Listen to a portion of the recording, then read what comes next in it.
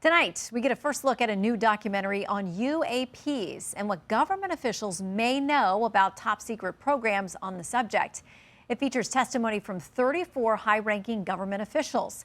My colleague Brett Baier speaks with the director and producer of The Age of Disclosure.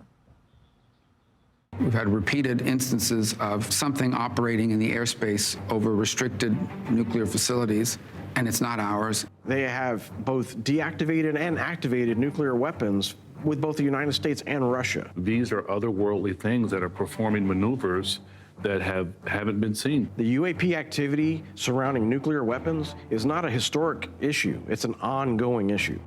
Well, joining us now to talk about his new film, The Age of Disclosure, is director and producer Dan Farah. He says the documentary reveals an 80-year cover-up of non-human intelligent life and a secret war among major nations to reverse engineer advanced technology of non-human origin. The film will be released in select theaters in New York, Washington, and Los Angeles on November 21st.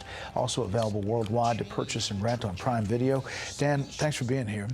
You've been working on this for more than 3 years, and you say this is going to be a groundbreaking documentary. Yeah. I interviewed 34 extremely high-level military government intelligence officials who all have direct knowledge of this issue. Much of what they know is classified, but in this film they break their silence on what they can lawfully disclose. I mean, there's a lot of skepticism, as you know. There's a lot of stigmatism about this issue. But as you're talking to all of these people and you're building these blocks for this movie, you get to the point where it's not a matter of if it's happening or if it's real. Yeah, so every single person I interviewed made it very clear that it was no longer a question of whether this was a real situation. It's a very real situation. Humanity is not the only intelligence in the universe. Humanity is not the only intelligent species. We are absolutely not alone. Non-human intelligence exists. UAPs are real, they're here, and they're not human. The questions now are, who's controlling these UAP? Where do they come from? And what is their intention?